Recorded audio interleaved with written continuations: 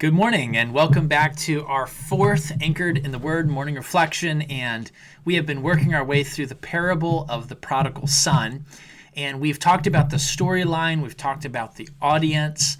And this morning, what I'd like us to do is I'd like us to look at Christ's main point. What was Jesus trying to communicate to those groups of people that were hearing this parable? And so let's read through the text one more time this morning, and then after that we're going to dig into what is his main point. And we're going to kind of divide it between one group who was obviously being looked down upon and one group who was looking down upon the other person. And so let's dig into the text. Here we go. Luke chapter 15, verse number 11.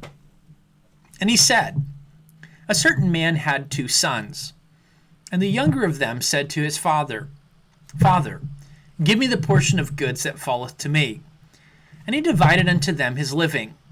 And not many days after, the younger son gathered all together and took his journey into a far country, and there wasted his substance with riotous living. And when he had spent all, there arose a mighty famine in that land, and he began to be in want. And he went and joined himself to a citizen of that country. And he sent him into the field to feed swine. And he would fain have filled his belly with the husks that the swine did eat, and no man gave unto him. And when he came to himself, he said, How many hired servants of my father's have bread enough to spare, and I perish with hunger? I will arise and go to my father, and will say unto him, Father, I have sinned against heaven and before thee, and am no more worthy to be called thy son. Make me as one of thy hired servants. And he arose and came to his father. But when his father was a great way off, his father saw him, and had compassion, and ran and fell on his neck, and kissed him."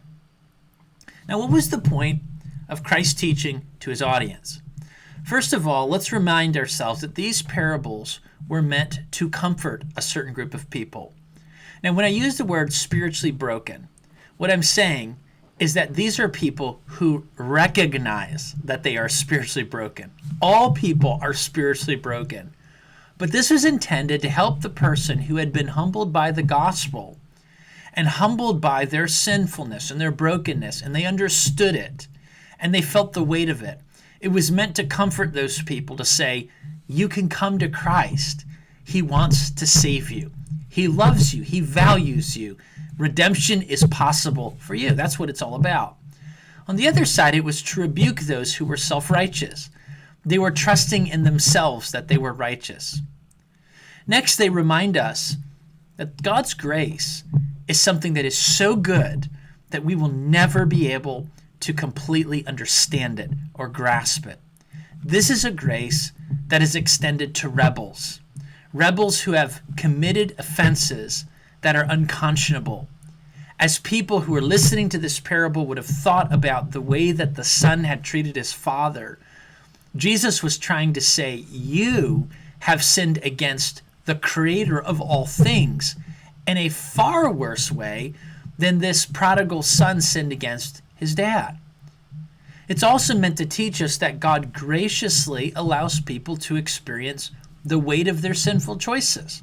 And the reason that he does this is not because he's cruel and harsh and wants to ruin them, not because he has animosity towards them. It's because he wants to draw them to himself, and in order to do that, he's got to allow them to see the full weight of sin so that they will be humbled by it and see it as a horrible thing and a horrible offense against the holy and righteous God. We also see in this parable that he holds back his anger and permits opportunity for people to be restored. And so while the father was at home, he was waiting for an opportunity, and he was going to extend that opportunity as soon as he saw his son to bring restoration. And God is like that. He holds back his wrath against our sin, the justice that we deserve against our sin. He holds it back so that he can bring us to himself during this period. These parables celebrate the glory of redemption. And so when we think about these parables, we need to recognize we serve a good God, a God who is to be celebrated, a God who is to be praised, a God who we are to be humble before, a God who we should be grateful to. The point of Christ's parable falls under these pieces that we've talked about. So I hope that that gives you something to think about throughout the rest of the day. I hope that you have a great rest of your day and that it's a day that is centered on the Lord, that you think about him often and you celebrate in your heart what he has done for you. Maybe tell somebody about it. In fact, maybe take a moment to share this video so that they can be encouraged by it as well. Lord willing, tomorrow I want to give you some final thoughts that really apply the truths that we just talked about this morning. Have a blessed rest of your day. Lord willing, we'll talk again tomorrow. Bye now.